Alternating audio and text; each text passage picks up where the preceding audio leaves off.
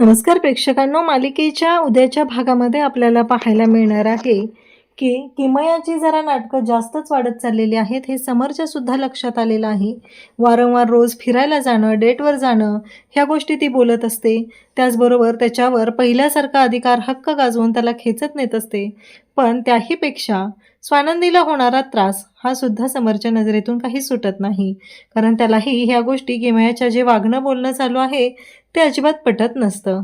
त्यानंतर हे सगळं जेव्हा घडत असतं त्यापेक्षा मोठी गोष्ट घडणार आहे. ज्या रेस्टॉरंटमध्ये समर हा स्वानंदीला घेऊन गेलेला आहे, म्हणजे किमयाने समरसोबत म्हणजे तिच्या सॅम्युडीसोबत भेटायचं ठरवलेलं होतं.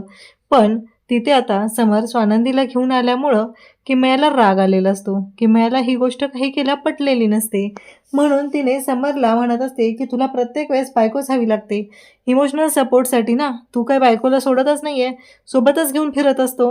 आणि त्याचबरोबर आणखी बऱ्याच गोष्टी तिथं होणार आहेत.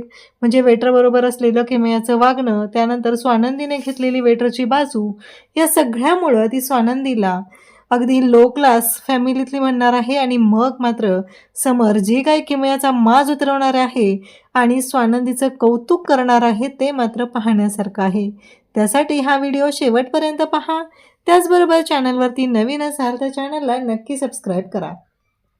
इकडे आपल्याला पाहायला मिळतं ते म्हणजे स्वानंदी आणि त्याचबरोबर समर दोघंही आता बोलत असतात. कारण स्वानंदीला वाईट वाटत असतं. स्वानंदीच्या मनातला राग काही केला जात नसतो. तिच्या डोक्यात फक्त एकच चालू असतं की काय आहे हे सगळं. तिला सॅम, सॅमुडी, पिंटुड्या हे सगळं जे काही किमया समरला बोलत असते ते तिला अजिबात आवडत नसतं. तेव्हा समरला आता किमया पुन्हा बोलायला सुरुवात करते. सॅम, खरंच तुला ना इमोशनल सपोर्टची गरजच होती. खरं तर या किमयाला या मल्लिकाने आणलेलं आहे ते फक्त यासाठी की स्वानंदी आणि समर यांच्यातलं अंतर वाढवण्यासाठी. पण याचाच फायदा स्वानंदीला तर झालेला आहे, पण त्याचबरोबर समरला सुद्धा होणार आहे. कारण स्वानंदी समरच्या प्रेमात पडलेली आहे. या गोष्टीची जाणीव तिला झालेली आहे. तशीच जाणीव आता समरला सुद्धा होणार आहे. आणि मग मल्लिकाचा डाव हा तिच्यावरतीच उलटला जाणार आहे. आता इकडे किमयाने कॉल केलेला असतो आणि ती समरला म्हणत असते, सॅम, मला काय म्हणायचंय, आज तू काय करतोय? म्हणजे मला असं वाटतंय की आज आपण फिरायला जाऊया. तू सांग कुठं जायचं. अगदी आपण सुरुवातीला जायचो ना, अगदी तसं कॉलेजमध्ये होतो तशा पद्धतीने. तेव्हा मात्र तो म्हणत असतो की कुठे जायचं. त्याला कळतच नाहीये की हे सगळं काय चाललंय, कशा पद्धतीने गोष्ट होते. हा विचार चाललेला असतो. खरं तर आनंदला ही गोष्ट पटतच नसते. आणि आनंद इकडे म्हणत असतो की मला ना ती मुलगी आधीपासूनच आवडलेली नव्हती. कॉलेजमध्ये असतानाही तिची आणि माझी मैत्री काय कधी जमली नाही. कारण तिचा स्वभाव, कारण तिला ना समोरच्या माणसाची किंमत नसते. तिला फक्त एवढंच माहिती असतं ते म्हणजे काहीही झालं तरीही या सगळ्या गोष्टी जेव्हा घडत आहे त्या मात्र खूपच भयानक अशा असतात. त्याचबरोबर इकडे आता रोहनला नवीन स्टार्टअपसाठी फंडिंग समर करणार असतो. आणि त्याचबरोबर ह्या सगळ्या गोष्टी घडत असतात. आणि तेव्हा मात्र इकडे रोहन खुश असतो आणि अधिरासुद्धा तेवढीच खुश असते, त्याचबरोबर बाबा.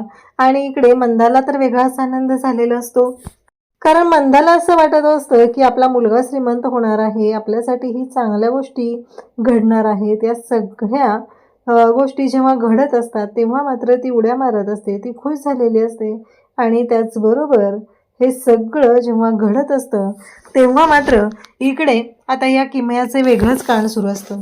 कंटिन्यू समरला चिटकायचं आणि त्याच्याबरोबर सेल्फी काढायचे हे तिचं चालू असतं. आणि याच गोष्टीचा राग येत असतो तो म्हणजे या स्वानंदीला. नेमकं ज्या हॉटेलमध्ये किमया आणि समर गेलेले असतात त्याच हॉटेलमध्ये स्वानंदी तिची एका क्लायंटसोबत मीटिंग असते आणि त्यासाठी ती आलेली असते.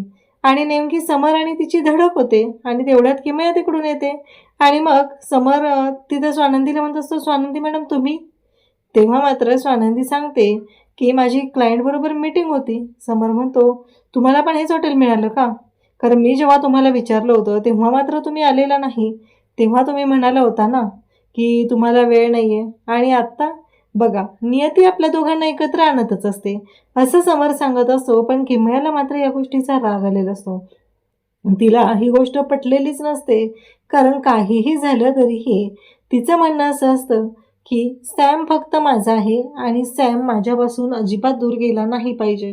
तिला असं वाटत आहे की आधी कॉलेजमध्ये असताना जे होतं, पण आता मध्येच ही स्वानंदीमध्ये आलेली आहे. पण तिला ही गोष्ट माहीत नाही आहे, कारण काहीही असलं तरीही स्वानंदी ही समरची लग्नाची बायको आहे आणि तिचा समरवरती पूर्ण हक्क आहे. मान्य आहे, त्यांचं लग्न ज्या परिस्थितीत झालेलं आहे, जे काय झालेलं आहे, त्या सगळ्या गोष्टी जरी मान्य असल्या तरीही हे सगळं जेव्हा घडत असतं तेव्हा मात्र आता समर तिला समजवण्याचा प्रयत्न करत असतो. स्वानंदी घरी आल्यानंतर समरला म्हणत असते, काय झालं? नाही, तुम्ही एवढ्या लवकर आलात? तेव्हा मात्र आता स्वानंदी इकडे म्हणते की अहो, पण मला वाटलं होतं ना तुम्ही दुसऱ्या कॅफेमध्ये जाल. समर म्हणतो, मला नाही पटत हे सगळं जे काही चाललेलं आहे, या कोणत्याच गोष्टी मला पटत नाही आहेत आणि या सगळ्यामुळं खरं तर मला त्रास होतोय. मला ना या सगळ्या जेव्हा गोष्टी आहेत, जेव्हा ह्या सगळ्या गोष्टी घडतात तेव्हा मात्र मी ना खरंच वैतागलेलो आहे, असं समरचं म्हणणं असतं. त्याचबरोबर इकडे आता राग आलेला असतो, तो म्हणजे अंशुमनला.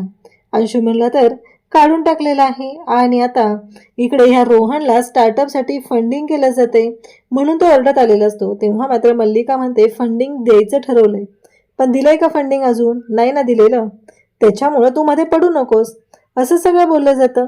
इकडे समर सकाळी उठलेला असतो, त्याचं आवरायचं चाललेलं असतं आणि तेवढ्यातच जेव्हा या सगळ्या गोष्टी घडत असतात तेव्हा पुन्हा तिथं किमया येते आणि म्हणू लागते की माझ्याबरोबर मॉर्निंग वॉकला चल, माझ्या ना 30,000 स्टेप्स कंप्लीट करायच्या आहेत. समर म्हणतो, नाही, शक्यच नाही आहे, काहीही झालं तरीही मला अजिबात जमणारच नाही, असं समर सांगत असतो.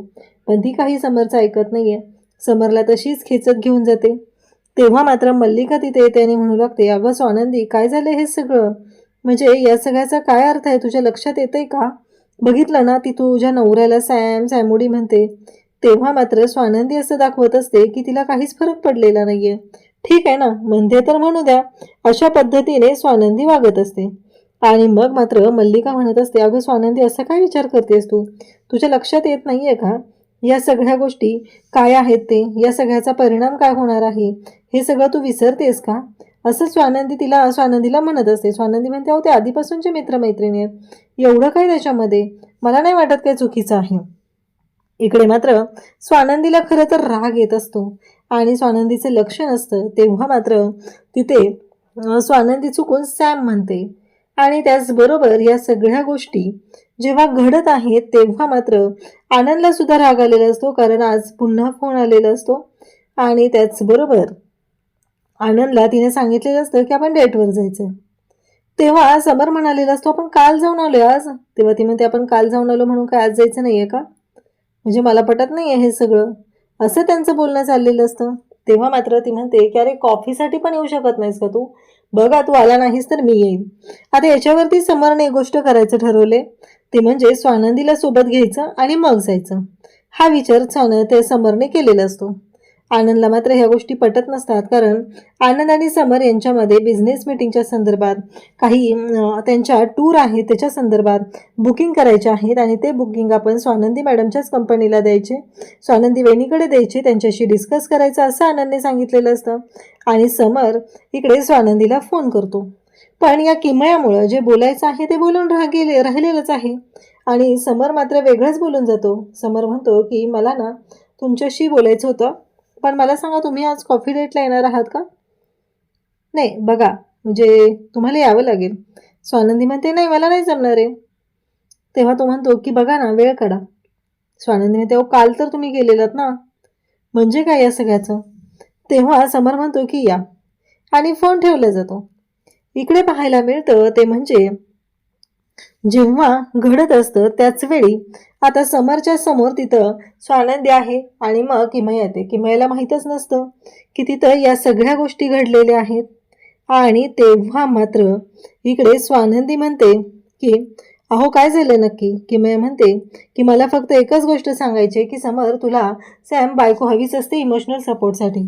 तेवढ्यातच समोरून एक वेटर येतो आणि त्या वेटरला किमयाचाच धक्का लागतो. किमयाचा धक्का लागलेला असतो आणि वेटरकडून ते ज्यूस सांडतं. तेव्हा मात्र किमया त्या वेटरच्या अंगावर जणू काही वसकून जात असते, ओरडून जात असते. त्याच्या जणू काही कानाखाली देणार आहे की काय, हे सगळं जेव्हा घडत असतं आणि त्याच वेळी इकडे पाहायला मिळतं की आता समर म्हणतो की काय चुकीचं झालंय, स्वानंदी मॅडमनी बरोबरच केले, कारण किमया तुझी चूक होती आणि तुझी चूक असताना त्या वेटरवरती तू ओरडत आहे, याला माणुसकी म्हणत नाहीत. स्वानंदी म्हणत असते की अहो दादा राहू द्या, त्यांच्याशी खूप प्रेमाने बोलत असते.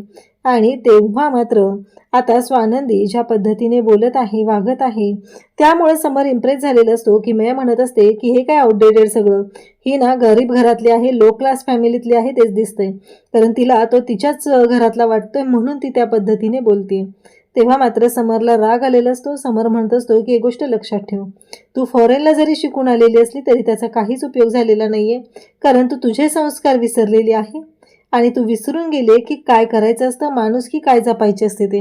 कुठलाच माणूस काम करण्यावरून ठरत नसतं की तो लहान आहे का मोठा आहे.